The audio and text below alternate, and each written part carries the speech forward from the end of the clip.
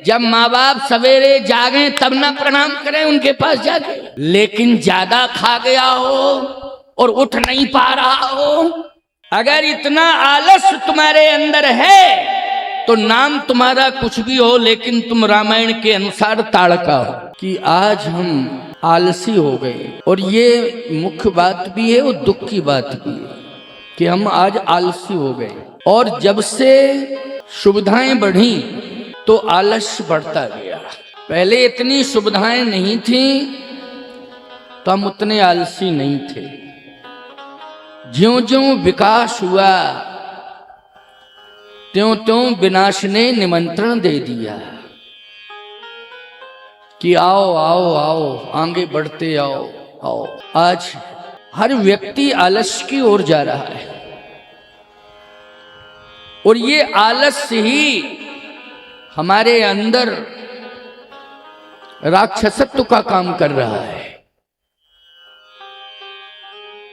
पहला संकल्प लो कि हम सूर्य की किरण न निकलने पावे इसके पहले जागें और जाग करके आलस्य को दूर करने के लिए श्रम करें। क्या करें? श्रम। श्रम के साथ जोड़ो शरीर को। आज आलस्य जो है हमारा सबसे बड़ा शत्रु है। और श्री सीताराम जी के विवाह के पहले भगवान ने सबसे पहले यदि आक्रमण किया है तो आलस्य पर किया है। आलस्य को दूर किया है भगवान ने। संकेत क्या है? आलस्य को भगवान दूर कर रहे हैं, इसको नष्ट कर रहे हैं, चैलेंज दे रहे हैं। 3 बजे के बाद ब्रह्म वेला का आरंभ होता है, इसलिए ब्रह्म मुहूर्त में जागने की कोशिश करो। यदि बहुत ज्यादा तुम व्यस्त हो या फिर तुम अस्वस्थ हो या फिर बहुत ही ज्यादा नींद के प्रेमी हो तो 6 बजे के पहले पहले बिस्तर छोड़ दो, हर हालत में छोड़ दो। 3 से 6 के बीच में ही आपको जागना है, क्योंकि ये 3 घंटे की ब्रह्म बेला है। 24 घंटे होते हैं ना, 8 पहर होते हैं, एक पहर 3 घंटे का होता है, तो 8 तिया 24। इसलिए ये 3 घंटे आपको मिले हैं ब्रह्म वेला के, प्रातः 3 बजे से लेकर के 6 बजे तक। 6 बजे के पहले पहले बिस्तर छोड़ देना है, आलस्य त्याग। भगवान राम तो राम जी हैं, 3 बजे जाग जाते थे। अच्छा, आपको सही बतावें, महाराज दशरथ और माता कौशल्या, माता कैकेयी, माता सुमित्रा, ये भी तो ब्रह्म वेला में ही जागते हैं। इनका भी समय पछले पहर भूप नित जागा, पछले पहर भूप नित जागा। ये ब्रह्म मुहूर्त में जागते हैं। तुम लोगों को भी चाहिए, जो माँ बाप बन गए हैं, बच्चों के पहले जागो।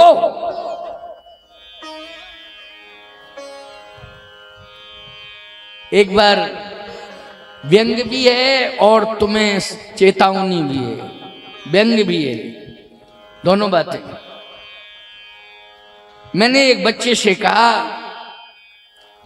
कि सुबह जाग के माता पिता को प्रणाम किया करो, मेरी सेवा में था वो। उसने कहा, महाराज जी माता पिता से भी कुछ कह दीजिए। मैंने कहा, कह दूंगा, क्या कहना है? आप मुझसे कह रहे हैं कि जाग के माता पिता को प्रणाम किया करो ब्रह्म मुहूर्त में, लेकिन माता पिता से ये कह दो कि सुबह जाग के मेरे कमरे में प्रणाम करवाया जाया करे। प्रणाम करने में मुझे कोई दिक्कत नहीं, मेरे कमरे में आकर के रोज आए और प्रणाम करवाएं, हम प्रणाम कर लेंगे। मैंने कहा, ये बात तुझे कहनी नहीं चाहिए। 2 कदम चल ले, 4 कदम चल ले, 10 कदम चल ले, क्या दिक्कत की बात है? महाराज जी क्या चल ले, जब माँ बाप सवेरे जागे तब ना प्रणाम करें उनके पास जाके। जब वो जागते ही नहीं है सुबह ब्रह्म मुहूर्त में, तो हम क्या जाएं और क्या प्रणाम करें। इसका मतलब यह है कि शर्म आनी चाहिए। बच्चे अगर थोड़ा सोच समझ वाले हो गए हैं तो ध्यान रखो, मर्यादा का पालन करो और सुबह दोनों जाग जाओ जल्दी ब्रह्म मुहूर्त में। बच्चों के पहले जाग जाओ। और याद रखना, जैसे पुजारी जाता है तो मंदिर के अंदर उसे भगवान का दर्शन होता है। बालक आपका कमरे से बाहर निकले, आंगन में माता पिता का दर्शन होना चाहिए, उसे आंगन में माता पिता का दर्शन मिलना चाहिए, तब तो मर्यादा सुरक्षित रहेगी। इसलिए भगवान ने इस धरित्री पर अपनी लीला की और लीला के माध्यम से आलस्य को दूर किया। अब जब भगवान ने आगे और बड़ी लीला की विस्तार किया तो आपको एक बात बतावें, रामा अवतार में भगवान ने सबसे पहले राक्षसी को मारा, उसका नाम है ताड़का। ये ताड़का करती क्या है? पड़ी रहती है, सोती रहती है, जब भूख लगती है तो जाग लेती है, फिर खा लेती है, फिर सो जाती है। ये ताड़का का काम है। कुछ नहीं करती है, बस पड़ी रहती है, सोती रहती है, भूख लगती है तो जागती है, फिर खा के सो जाती है। अगर इतना आलस, बहन बेटियों अन्यथा मत लेना, अगर इतना आलस तुम्हारे अंदर है तो नाम तुम्हारा कुछ भी हो, लेकिन तुम रामायण के अनुसार ताड़का हो। नाम कुछ भी हो तुम्हारा। इसलिए परिवर्तन करो, ब्रह्म मुहूर्त में जागने की कोशिश करो।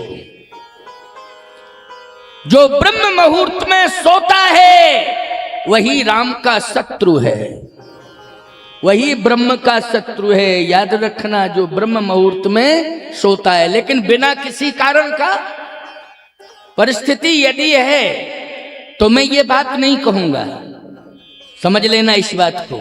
यदि कोई व्यक्ति अस्वस्थ है और वो पलंग पर लेटा है और हम पहुंच गए हैं तो ईमानदारी से बताओ, वो लेटे लेटे ही प्रणाम कर सकता है? बोलो भाई, उसको दोष नहीं लगेगा क्योंकि असमर्थ है। वो लेटे लेटे ही प्रणाम कर लेगा क्योंकि वो असमर्थ है। हम खड़े रहेंगे उसके सामने, वो लेटा रहेगा और लेटे लेटे ही प्रणाम करेगा क्योंकि असमर्थ है। इसलिए अपराध क्षम्य है। असमर्थ है इसलिए अपराध क्षम्य है। लेकिन ज्यादा खा गया हो और उठ नहीं पा रहा हो और लेटे लेटे प्रणाम करे तो बोलो राक्षस है कि नहीं? कंफर्म राक्षस है। इसलिए यदि आप किसी कारण को लेकर के जागे हैं और विलंब से सोए हैं और विलंब से जग रहे हैं तो अपराध आपका क्षम्य है। लेकिन यदि आपने प्रतिदिन ऐसा नियम बना लिया है कि नहीं, हम चैलेंज देते हैं, हम ब्रह्म मुहूर्त में कभी जागेंगे ही नहीं, कुछ भी हो जाए, तो निश्चित रूप से आपके अंदर राक्षसत्व आ गया है। आपको परिवर्तन करना पड़ेगा, विचार करना पड़ेगा। भगवान राम ने, संत और भगवंत ने, दोनों ने एक यात्रा प्रारंभ की। वो संत विश्वामित्र जी महाराज हैं और भगवान राम। क्योंकि परिवर्तन हो और अभूतपूर्व परिवर्तन हो, इसके लिए संत का प्रयास है। संत का प्रयास ये नहीं है कि केवल मेरा यज्ञ सफल हो जाए। अयोध्या जाने का अर्थ है, प्रभु राम को लाने का अर्थ है कि एक अभूतपूर्व परिवर्तन होना चाहिए। अभूतपूर्व था कि ये जो विश्वामित्र जी की यात्रा है, इस यात्रा के क्रम में लोग कहते हैं कि वो यज्ञ नहीं कर पा रहे थे, यज्ञ न होने के कारण उन्होंने अयोध्या जाकर के प्रभु राम को लाने का संकल्प लिया है कि मैं प्रभु राम को लाऊंगा। रामचरितमानस में यदि आप क्रम से पढ़ेंगे तो ऐसा आपको आभाषित भी होता रहता है कि यज्ञ नहीं हो पा रहा है इसलिए विश्वामित्र जी जा रहे हैं, लेकिन इसमें अनेक अर्थ हैं, अनेक भाव हैं। विश्वामित्र जी की जो संकल्प यात्रा है, इस यात्रा का अर्थ है कि जन जन में परिवर्तन हो, जन जन का प्रमाद दूर हो। श्री राम के इस दिव्य यात्रा से, श्री राम की इस दिव्य लीला से जन जन का आलस्य प्रमाद दूर हो, बुद्धि की जड़ता दूर हो और सीताराम विवाह महामहोत्सव का दिव्य आनंद प्राप्त हो, ये लक्ष्य है। इसलिए उन्होंने सबसे पहले जिस रास्ते में ताड़का रहती है उसी रास्ते से राम जी को ले गए, जिस रास्ते में ताड़का रहती है। नहीं तो रास्ता तो दो हैं, वर्णन आता है कि दो रास्ते हैं, लेकिन जिस रास्ते में ताड़का रहती है उसी रास्ते से प्रभु श्री राम को ले जाने का मन बना ही लिया है। किसने? विश्वामित्र जी महाराज ने, आप सबको शिक्षा देने के लिए। विश्वामित्र जी महाराज अयोध्या में सम्मान लेने के लिए नहीं गए, भगवान को लेने गए। जब आप तीर्थ की ओर जाते हैं तो निश्चित रूप से आपका अभिमान शनई शनई शनई शनई दूर होता है, इसलिए तीर्थ की ओर जाया जाता है। अब प्रतिदिन तो आप तीर्थ नहीं जा सकते, लेकिन आपके समीप में जो मंदिर है वहां तो आप प्रतिदिन जा सकते हैं, जाना चाहिए। इसलिए तो मठ मंदिर बनाए गए हैं, इसलिए नहीं बनाए गए हैं कि हमने एक बार मंदिर बना दिया, प्राण प्रतिष्ठा करा दी, उत्सव मना लिया, पुजारी जाने, पुजारी का काम जाने, वो पूजा करे। नहीं, आप सबको जाना पड़ेगा। 10, 20, 25, 50 कदम, 100 कदम चल करके जाना पड़ेगा। तो जब आप नित्य जो है मंदिर में जा करके 10, 50, 100 कदम चल करके दर्शन करेंगे तो आपको प्रतिदिन तीर्थ का पुण्य प्राप्त हो जाएगा, धाम का पुण्य प्राप्त होगा। इसलिए ये सहज और सुलभ हो गया आपके लिए। परंतु आप चाहो तब, लेकिन आप चाहते नहीं हो, आलस्य में हो, इसलिए रोज नहीं जा पाते हो, क्योंकि आलस पीछे पड़ गया। वो आलस नहीं जाने देता, वो आलस कहता है मत जाओ मत जाओ मत जाओ, चाय बुलाओ, चाय जल्दी बुलाओ। क्यों? बोले चाय से आलस दूर हो जाएगा। ऐसी मानसिकता बन गई है। नहीं नहीं नहीं, ये मानसिकता तुम्हारी ठीक नहीं है। चाहे सुबह चाहे मत मांगो, भगवान के दर्शन की चाह रखो जीवन में, बस इसी से परम कल्याण।